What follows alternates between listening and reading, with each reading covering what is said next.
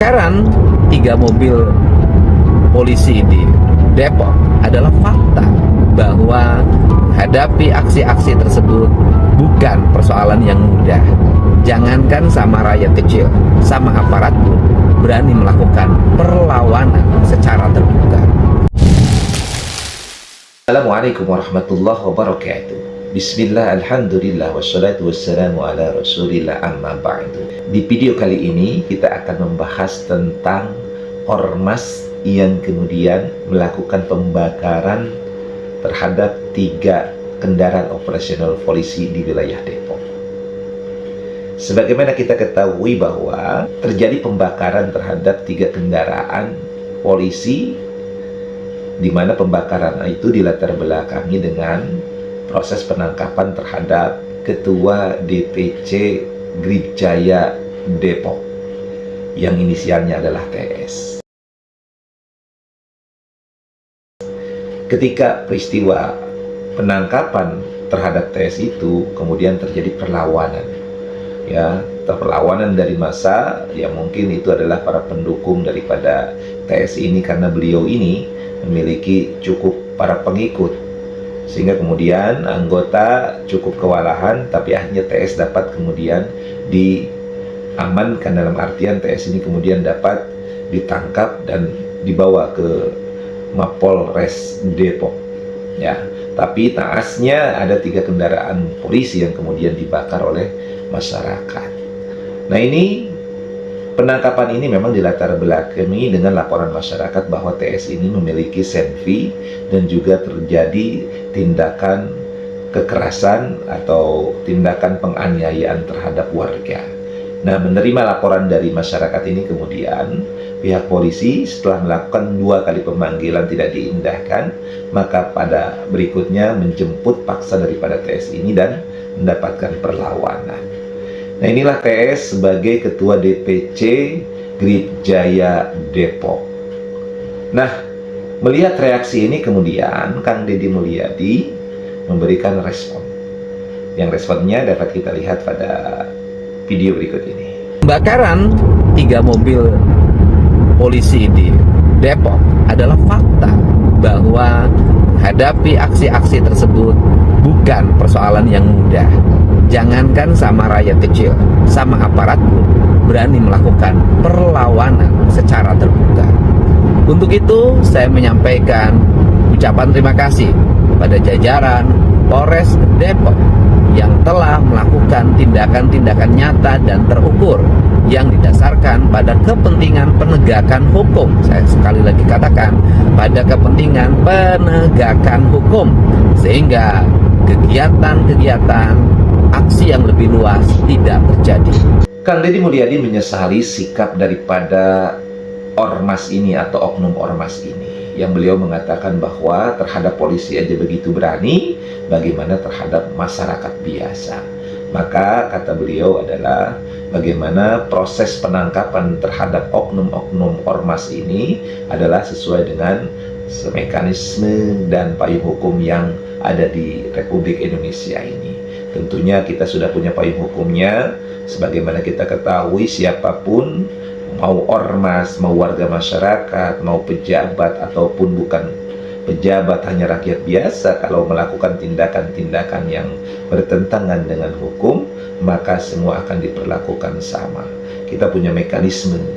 Jadi kadang-kadang ini, kemarin saja itu Ketua DPD Jabar, seperti yang kita ketahui, Ketua DPD Jabar membuat sebuah pernyataan bahwa ingin berdiskusi aktif dengan Bapak Gubernur untuk mempertanyakan tentang Satgas Premanisme, yang dia menanyakan tentang kejelasan daripada seperti apa sesungguhnya Satgas Premanisme dan premanisme itu seperti apa. Padahal kan sudah jelas ada undang-undang dan payung hukum. Nah, apa yang disebut premanisme kan sudah jelas. Premanisme itu ya sudah suatu tindakan yang memang berkaitan dengan kriminal. Jadi siapapun, mau dia perseorangan maupun dia organisasi maupun LSM, ormas atau LSM, ketika melakukan tindakan-tindakan pidana, maka dia menjadi premanisme. Apa itu? Penganiayaan, pemukulan, tindakan-tindakan kejahatan lainnya, maka dia menjadi premanisme. Memaksa orang, merampas harta orang, Nah itu kan premanisme. Gampang sesungguhnya untuk memahami premanisme. Tetapi Ketua GRIP Jaya Jabar ini juga sepertinya bukan tidak paham, tetapi mungkin yaitu sebagai upaya pencitraan lah. Tapi faktanya ternyata ada anak buahnya di wilayah Depok yang melakukan tindakan premanisme. Bahkan bukan premanisme lagi, ini berani melakukan tindakan yang bertentangan dengan hukum terhadap aparat. Nah ini kan luar biasa. Makanya kemudian Kang Deddy Mulyadi memberikan instruksi untuk membentuk Satgas Premanisme. Karena beliau sangat cerdas melihat bagaimana ormas-ormas ini ya, yang mengatasnamakan ormas ini maka berperilaku seperti preman. Nah ini faktanya. Di tengah lapangan, di tengah-tengah masyarakat mereka seolah-olah adalah penguasa. Sehingga kemudian banyak masyarakat yang terprovokasi dan terpengaruh. Maka memang butuh Satgas Premanisme yang mengantisipasi terhadap orang-orang atau kelompok-kelompok yang seperti ini. Nah, salah satu yang kemudian sudah memfollow up daripada instruksi Bapak Gubernur, yakni Kang Deddy Mulyadi ini adalah, diantaranya adalah Wali Kota Bandung, yakni Bapak Muhammad Farhan. Ini Kang Farhan ini kemudian resmi membentuk Satgas Premanisme di wilayah Bandung. Nah, kita lihat bagaimana kejelasan tentang hal ini dalam video berikut ini. Satgas Premanisme ini sesuai dengan arahan dari Pak Gubernur. Hari ini kita sudah mengeluarkan kepwalnya, sehingga terbentuklah Satgas Anti Premanisme di Kota Bandung, yang mana saya dan Pak Wakil beserta menjadi pembina bersama dengan Forkompimda. Sementara itu untuk pengarahnya itu Pak PJ Sekda dan ketuanya adalah Wakapolres. Untuk itu kita sangat mengaktifkan nomor 112 yang dihandle oleh Command Center ya pemerintah Kota Bandung untuk menjadi pusat pengaduan masyarakat penanganan masalah tersebut. Nah, di sini kita bisa melihat bahwa wilayah Bandung khususnya itu sudah membentuk Satgas Premanisme. Ya, bukan artinya Bandung tidak aman, tetapi untuk antisipasi agar kemudian tidak terjadi tindakan-tindakan premanisme di wilayah Bandung khususnya. Ya, mudah-mudahan saja ini merembet ke wilayah-wilayah yang lainnya. Ya, Bandung itu kan ada beberapa wilayah juga di kecamatan-kecamatannya, mungkin nanti harus juga dibentuk secara menyeluruh di seluruh wilayah Jawa Barat khususnya. Ya, umumnya ya seluruh Indonesia kalau bisa gitu kan, bukan hanya di Jawa Barat saja, bukan hanya kota Bandung saja, tapi juga merembet ke kabupatennya, merembet ke kecamatannya, ke wilayah kabupaten sekitarnya, Sumedang, Garut, atau juga Purwakarta, Subang, atau yang lainnya Cianjur, Sukabumi, ya, dan wilayah-wilayah lainnya juga sama. Kemudian harus membentuk Satgas Premanisme, karena memang ini sangat mengkhawatirkan tindakan-tindakan baik secara pribadi maupun secara kelompok atau organisasi, baik itu mengatasnamakan ormas maupun LSM. Seringkali di tengah-tengah masyarakat mereka melakukan tindakan-tindakan yang premanisme, artinya melakukan tindakan-tindakan yang bertentangan dengan aturan-aturan hukum. Ya, simpelnya lah bertentangan dengan KUHP. Ya, karena yang menjerat mereka ini adalah KUHP pada dasarnya.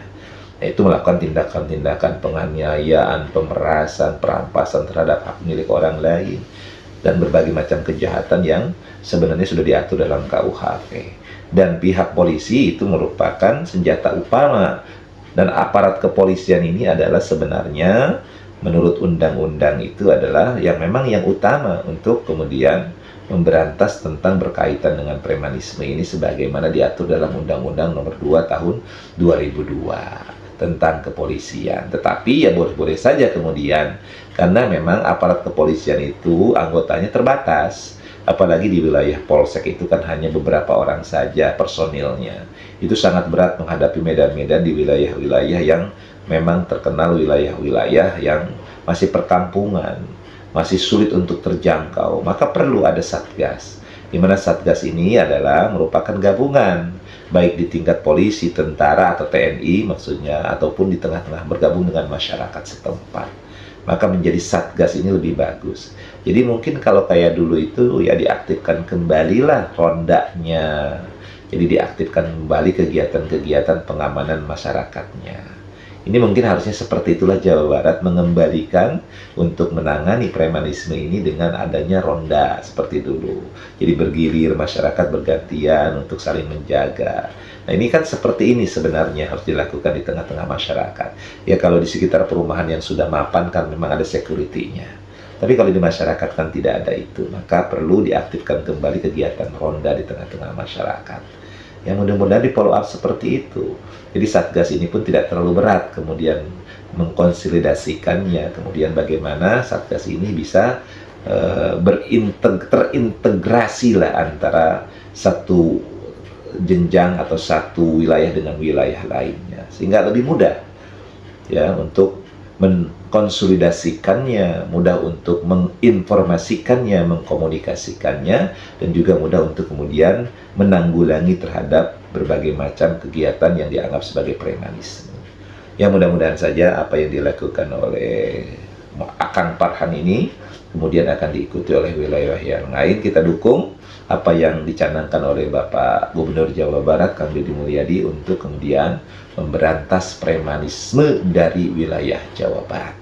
Mudah-mudahan video ini bisa memberikan manfaat. Allahumma muwaffiq ila aqwamit thoriq. Assalamualaikum warahmatullahi wabarakatuh.